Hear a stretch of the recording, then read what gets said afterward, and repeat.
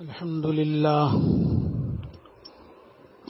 لله نحمده ونستعينه ونستغفره ونؤمن به ونتوكل عليه ونعوذ بالله من شرور أنفسنا ومن سيئات أعمالنا من يهده الله فلا مضل له ومن يضلله فلا هادي له ونشهد أن لا إله إلا الله وحده لا شريك له ونشهد أن سيدنا وحبيبنا ونبينا ومولانا محمدا عبده ورسوله صلى الله تعالى على خير خلقه محمد وعلى آله وأصحابه وبارك وسلم تسليما كثيرا كثيرا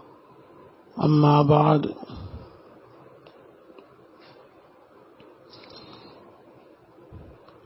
اللہ تبارک و تعالی نے محض اپنے فضل اور کرم سے ہمیں یہ مبارک مہینہ عطا فرمایا تھا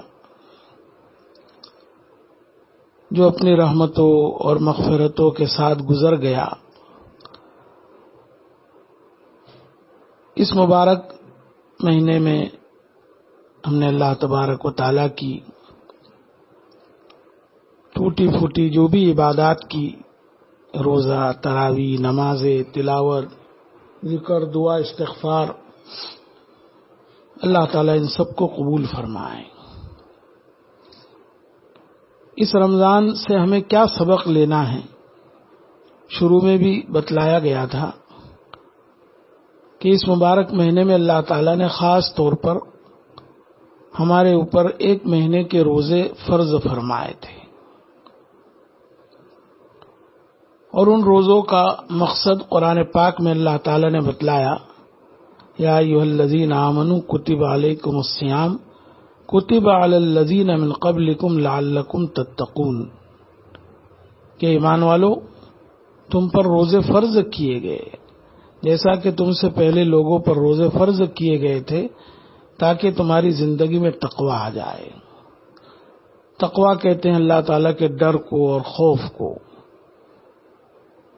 کبھی ڈر کسی ایسی چیز سے انسان کو ہوتا ہے جو اس کو نقصان پہنچانے والی ہو، جیسے انسان دشمن سے ڈرتا ہے، سانپ سے، بچھو سے، درندے سے، اور کبھی ڈر اور خوف کسی بڑی ہستی کی بزرگی اور عظمت کی وجہ سے ہوتا ہے، جیسا کہ انسان کے دل میں اپنے باپ کی عزت اور عظمت ہوتی ہے، استاد کی، شیخ کی عظمت ہوتی ہے، تو ان کے سامنے وہ کوئی بے ادبی اور گستاخی اور ناشائستہ حرکت کرنے سے ڈرتا ہے۔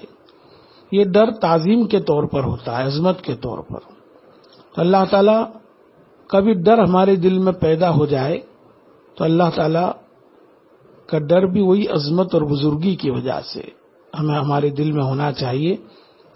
تو یہ روزے اللہ تعالیٰ نے اس لیے فرض کیے تھے کہ ہمارے دل میں اللہ کا ڈر، اللہ کا خوف و خشیت پیدا ہو جائے، اور جیسے ہی بندہ روزہ رکھنا شروع کرتا ہے تو وہ تقوی اور اللہ کے خوف کی ایک سیڑھی پر چڑھ جاتا ہے۔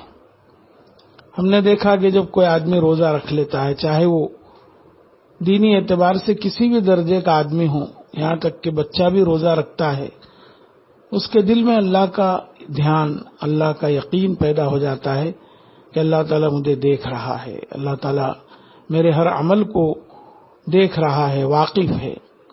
اس لیے وہ بند کمرے کے اندر، جہاں پر اس کو کوئی دیکھنے والا نہیں، اللہ کے ڈر اور اس کے خوف کی وجہ سے وہ ایک لقمہ بھی اپنے حلق سے نیچے نہیں اتارتا ہے، ایک گھونٹ پانی بھی نہیں پیتا ہے۔ تو ایک مہینہ جو ہمیں یہ اللہ کے دیکھنے اور اللہ تعالیٰ کے حاضر و ناظر ہونے کا یقین دلایا گیا روزہ رکھ کر کے کہ صبح سے غروب تک یہی دھیان رہتا ہے، اللہ دیکھ رہا ہے، اللہ دیکھ رہا ہے، اللہ دیکھ رہا ہے۔ بس اسی دھیان کو اب ہمیں یہ 11 مہینوں میں سنبھال کر کے رکھنا ہے۔ دن ہو رات ہو، تنہائی میں ہو، لوگوں کے سامنے ہو، اپنی تجارت میں ہو، کھیتی میں ہو، کاروبار میں ہو، دفتر میں ہو، بازار میں ہو، گھر والوں کے ساتھ ہو، باہر والوں کے ساتھ ہو، جو بھی ہم عمل کرے اس عمل کرتے وقت یہ سوچ لے کہ اللہ مجھ کو دیکھ رہا ہے. جب اللہ تعالیٰ دیکھ رہا ہے تو میں عمل ایسا ہی کروں جو اللہ کی مرضی کے مطابق ہو، اس کی رضا کے موافق ہو. اس کی ناراضگی اور اس کے غصے والا عمل میں نہ کروں، کیونکہ جیسے رمضان میں اللہ مجھے دیکھ رہا تھا، اس کے ڈر سے میں نے کھانا پینا چھوڑ دیا 1 مہینے تک، ایسے اللہ تعالیٰ ہر آن مجھے دیکھ رہا ہے، دن میں بھی، رات میں بھی، 11 مہینے بھی. اس لیے میں اللہ تعالیٰ کے دیکھتے ہوئے اس کے کیسی نافرمانی کروں، کیسے کوئی گناہ کا کام کروں.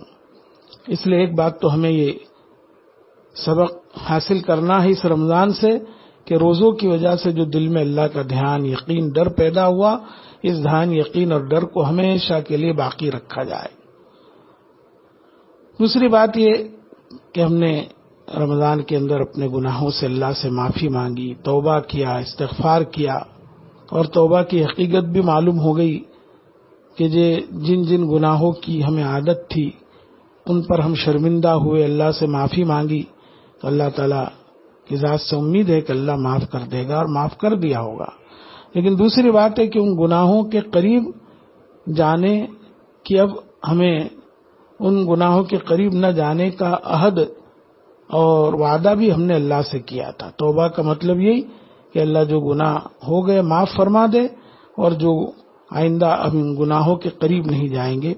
اس لیے جہاں تک ہو سکے ہر چھوٹے بڑے گناہ سے اپنے آپ کو بچانے کا اہتمام کرے، تب جا کر کے ہماری توبہ قائم ہوگی اور توبہ ہماری صحیح ہوگی.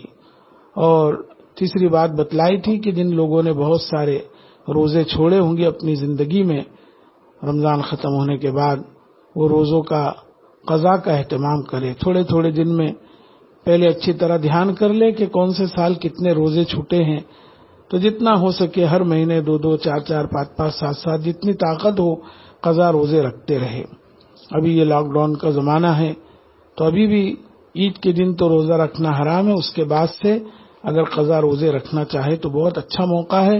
سب گھروں میں ہے، باہر جانے آنے کا جو ہے معاملہ بند ہے، اور ابھی جو ہے رمضان کے روزوں کی عادت بھی ہے، اس لیے زیادہ انشاءاللہ گرانی اور بھاری نہیں ہوگا دل پر، تو قضا روزے رکھ لے تو اس کا بھی اہتمام کرے.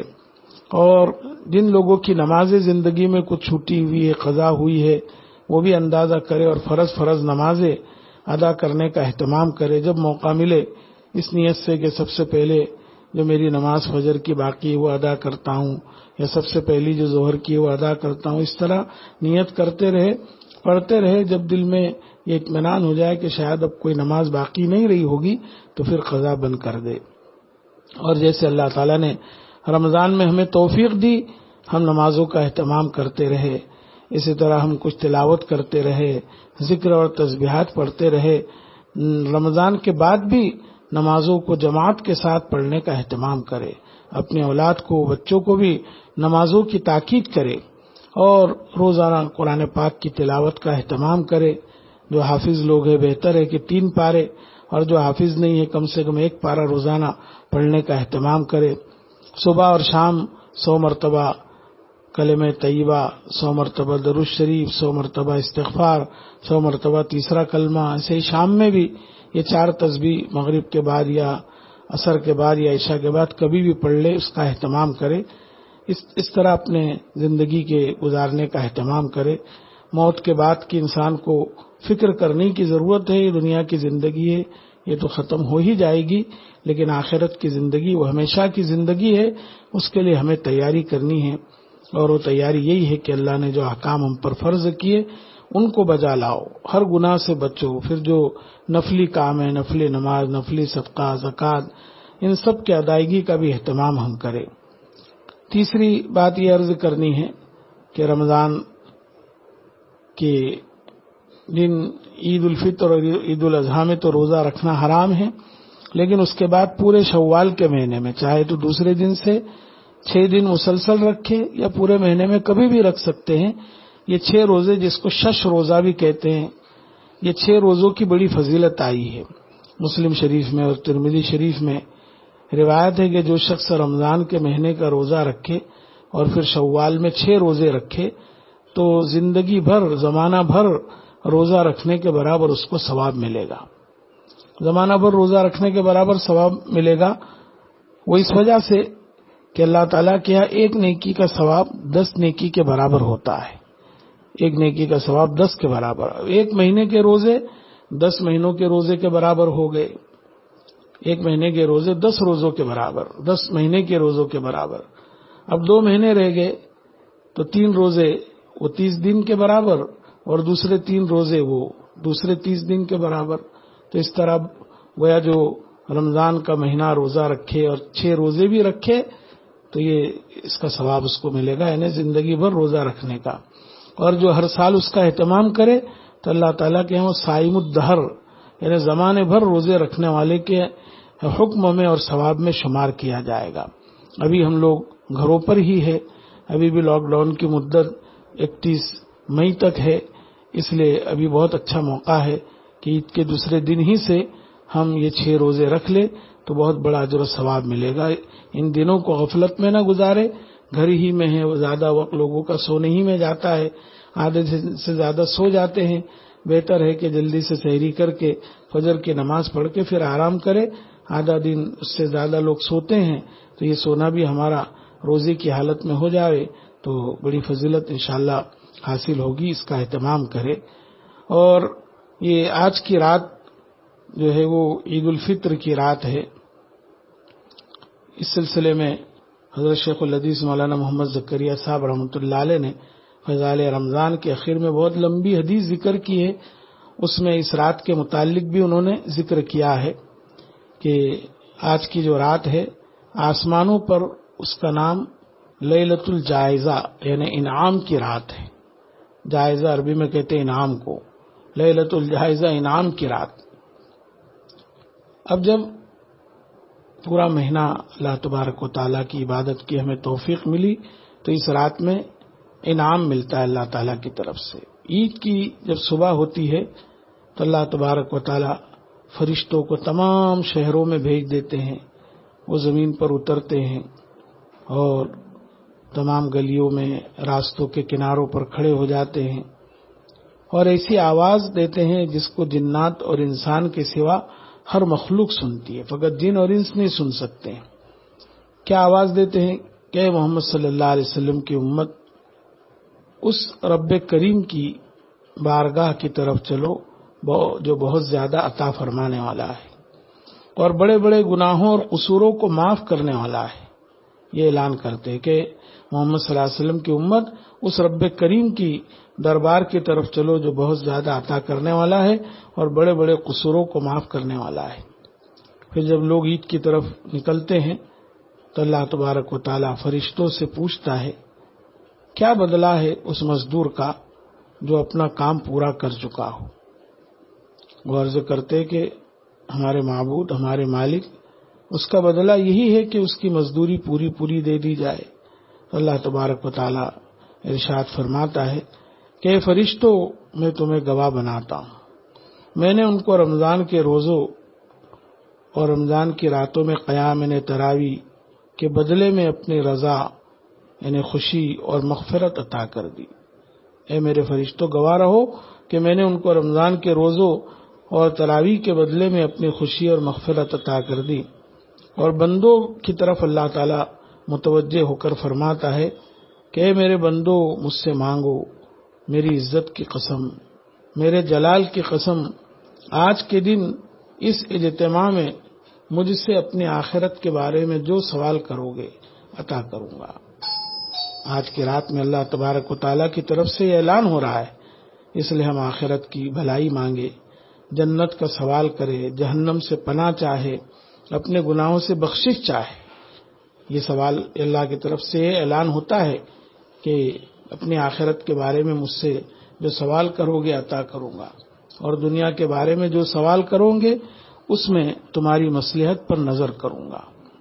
یعنی اللہ تبارک و تعالیٰ سے ہم دنیا کے بارے میں جو بھی جائز حاجت مانگیں گے، اللہ ہماری مصلحتوں کو جانتا ہے کہ اس دعا کو قبول کرنے میں کیا فائدہ ہے. بعض دعائیں اللہ قبول فرما لیتے ہیں اور بعض دعاؤں کو ظاہری طور پر ہمیں نظر آتا ہے کہ قبول نہیں ہوئی، لیکن حقیقت میں وہ بھی قبول ہوتی ہے. ان دعاؤں کے بدلے میں بعض دفعہ اس سے بھی بہتر چیز اللہ عطا فرماتے ہیں. کبھی ایسا ہوتا ہے کہ جو دعا کی ہم نے کسی حاجت کے لیے، وہ حاجت ظاہر میں پوری نہیں ہوئی، لیکن اللہ تبارک و تعالیٰ اس کی وجہ سے کوئی مصیبت، کوئی بیماری ٹال دیتے ہیں. اور تیسری شکل یہ بھی ہوتی ہے کہ ہم نے اللہ سے جو بھی دعائیں کی ہوگی اور اللہ کے ہاں اگر قبول ہو گئی، لیکن دنیا میں اس کا اثر ہم نے نہیں دیکھا، تو آخرت میں ان دعاؤں کو ہمارے لیے باقی رکھا جائے گا اور وہاں اللہ تعالیٰ نعمت عطا فرمائیں گے، درجات بلند کریں گے. بہت سے لوگ اس وقت تمنا کریں گے کاش کہ ہماری دنیا میں کوئی دعا قبول نہ ہوتی، تاکہ آخرت میں ہمیں زیادہ سے زیادہ نعمتیں ملتی اور زیادہ سے زیادہ درجات بلند ہوتے. اس لیے یہ نہیں سوچنا چاہیے کہ ہم اللہ سے مانگ رہے ہیں ہماری دعا کیوں قبول نہیں ہو رہی ہے. پھر یہ کہ دعا کے قبول ہونے کے لیے چند شرطیں بھی ہے. ایک تو یہ کہ اللہ تعالیٰ کی حمد یعنی تعریف بیان کی جائے، درود شریف پڑھا جائے، پھر دھیان لگا کر اس یقین کے ساتھ کہ اللہ ضرور ہماری دعائیں قبول کرے گا، اس دھیان سے دعا مانگی جائے. زبان سے الفاظ و دعا کے اور دل کہیں گھوم رہا ہو تو ایسے غافل دل کے اللہ دعا قبول نہیں کرتا ہے. اسی طرح کھانا حلال ہو، پینا حرام ہو حلال ہو، لباس حلال ہو. جس بدن کے اندر کھانا حرام ہوگا، پینا حرام ہوگا، لباس حرام کا ہوگا، کمائی حرام کی ہوگی، ایسے لوگوں کی دعائیں بھی اللہ تعالیٰ قبول نہیں کرتا ہے. ایسے کوئی گناہ کی دعا مانگے انسان، وہ بھی قبول نہیں ہوتی ہے. اس لیے اللہ سے دعاؤں کا اہتمام کرے. تو اللہ تبارک و تعالیٰ فرماتے ہیں کہ میری عزت کی قسم، جب تک تم میرا خیال رکھو گے میں تمہاری لغزشوں پر پردہ ڈالتا رہوں گا، تمہارے گناہوں کو چھپاتا رہوں گا. میری عزت کی قسم اور میرے جلال کی قسم، میں تمہیں مجرموں اور کافروں کے سامنے رسوا اور فضیلت نہ کروں گا، لیکن شرط ہے کہ تم میرا خیال رکھو. میرا خیال رکھنے کا مطلب یہ کہ اللہ نے جو عبادتیں ہم پر فرض کی، نماز، روزہ، زکوٰۃ، حج، اس کو ادا کرو، نیکیاں کرتے رہو اور گناہوں اور برائیوں سے رکو. یہ اللہ کا خیال رکھنا. تو اللہ کا وعدہ ہے کہ اللہ عزت کی قسم کھا کر فرماتا ہے، جلال کی قسم کھا کر، کہ میں کافروں کے سامنے رسوا اور ذلیل نہیں کروں گا. آج امت جو ذلیل اور رسوا ہو رہی ہے اس کی وجہ ہے کہ ہم نے اللہ کا راستہ چھوڑ دیا. کتنا مبارک مہینہ گزرا، پھر بھی بے شمار بندے اللہ کے ایسے ہوں گے جنہوں نے نمازیں پڑھی، نہ روزے رکھے، نہ رمضان کی قدر کی. پھر ہم یہ چاہتے ہیں کہ اللہ ہمیں عزت دے، دشمنوں کے مقابلے میں وہ کیسے ہو سکتی ہے. اللہ تعالیٰ فرماتے ہیں بس اب بخشے بخشائے اپنے گھروں کو لوٹ جاؤ، تم نے مجھے راضی کر دیا اور میں تم سے راضی ہو گیا. یہ اعلان عید کے دن ہوتا ہے کہ تم نے مجھے راضی کر دیا، میں تم سے راضی ہو گیا.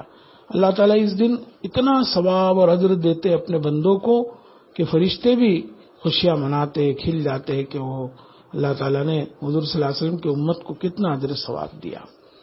بہرحال لیکن یہ بھی یاد رہے کہ اس رات میں بھی، جیسے رمضان کی خاص راتوں میں بعض لوگوں کی بخشش نہیں ہوتی، اس رات میں بھی ایک وہ شخص جو شراب پینے کی عادت رکھتا ہو، دوسرا وہ جو رشتے ناتے ختم کرنے والا ہو، تیسرا وہ جو ماں باپ کی نافرمانی کرنے والا ہو، چوتھا وہ جو دل میں بغض اور کینہ رکھنے والا ہو. اگر ہم انہی گناہوں کے ساتھ رہے تو بہت ڈرنے کی ضرورت ہے کہیں ہم اللہ کی رحمت اور مغفرت سے محروم نہ ہو جائے.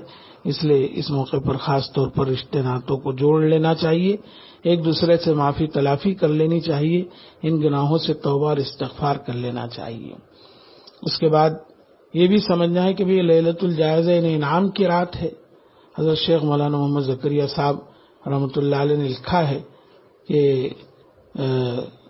رمضان کی یہ جو رات ہے عید الفطر کی، یہ بھی عبادت کی رات ہے. بہت سارے لوگ رمضان بھر تو عبادت کرتے اور اس رات میں سو جاتے ہیں، ایسے سو جاتے ہیں کہ فجر کی نماز بھی نہیں پڑھتے ہیں. اس لیے اس کا بہت خیال رکھنے کی ضرورت ہے. ایک روایت ہے نبی اکرم صلی اللہ علیہ وسلم کا ارشاد ہے کہ جو شخص ثواب کی نیت کر کے دونوں عیدوں میں جاگے، نیت فقط اللہ کو راضی کرنے کی ہو، ثواب کی نیت کر کے دونوں عیدوں میں جاگے، یعنی عبادت کرے، نمازیں پڑھے، صلاۃ التسبیح پڑھے، قرآن کی تلاوت کرے، کچھ تسبیحات پڑھے، تو اس کا دل اس دن نہ مرے گا جس دن سب کے دل مر جائیں گے. دنیا میں فتنے فساد جب ہوتے ہیں تو لوگوں کے دلوں پر مردنی چھا جاتی ہے، لیکن جو ان راتوں میں عبادت کرتا ہے دونوں عیدوں کی، تو ان فتنوں فساد کے زمانے میں بھی اس کا دل زندہ رہے گا۔ یا پھر یہ بھی ہو سکتا ہے کہ جب سور پھونکا جائے گا تو سب کی روحیں بے ہوش ہو جائے گی، لیکن جو لوگ ان دونوں راتوں میں عبادت کرتے ہوں گے ان کی روح بے ہوش نہ ہوگی۔ اسی طرح ایک روایت میں ہے کہ جو شخص 5 راتوں میں عبادت کے لیے جاگے اس کے واسطے جنت واجب ہے۔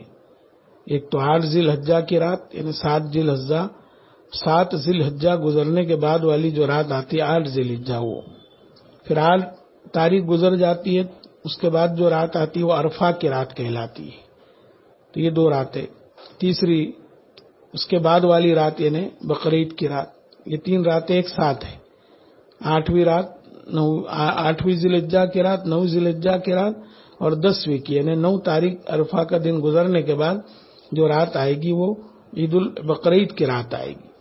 یہ 3 راتیں، اور ایسے ہی عید الفطر کی رات جو آج کی ہے اور شب برات کی رات۔ بہرحال بہت سے علماء نے بھی لکھا ہے، امام شافعی رحمۃ اللہ علیہ سے نقل کیا ہے کہ 5 راتوں میں دعائیں قبول ہوتی ہے، جمعہ کی رات، دونوں عیدوں کی رات، پھر رجب کی پہلی تاریخ، رجب کا چاند نظر آتے ہی جو رات ہوتی ہے وہ، اور شب برات۔ بہرحال یہ رات بھی ہمیں اللہ تعالیٰ کے سامنے عبادت دعا میں گزارنی چاہیے، اور اپنے لیے، اہل و عیال کے لیے، پوری امت کے لیے دعا کا اہتمام کرنا چاہیے۔ اللہ تبارک و تعالیٰ ہم سب کو عمل کی توفیق عطا فرمائے۔ آج کی رات میں صلاۃ التسبیح کا بھی اہتمام کرے، اور عیدگاہ میں جانا تو اس وقت منع ہے، اپنی مسجد ہی میں اگر جانے کی اجازت ہو تو آتے جاتے تکبیر اللہ اکبر لا الہ الا اللہ اللہ اکبر وللہ الحمد، یہ آہستہ آہستہ پڑھنا ہے، بلند آواز سے نہیں۔ عید کی چند سنتیں ہیں، ایک تو یہی کہ آتے جاتے آہستہ آہستہ یہ تکبیر پڑھنی ہے۔ دوسرے نمبر پر غسل کرنا، غسل میں خاص طور پر مسواک کا اہتمام کیا جائے۔ تیسرے نمبر پر جو کپڑے اپنے اچھے ہیں کپڑوں میں ان کپڑوں کو پہننا، اور عید کی نماز سے پہلے کچھ میٹھی چیز کھجور وغیرہ کچھ کھا لینا، یہ عید کی سنت ہے۔ اور عید پر جانے سے پہلے ہی صدقہ فطر اگر ابھی تک ادا نہیں کیا ہے تو صدقہ فطر عید پر جانے سے پہلے ہی ادا کر دینا۔ یہ چند سنتیں ہیں عید کی نماز کی، اس کا بھی خیال رکھا جائے۔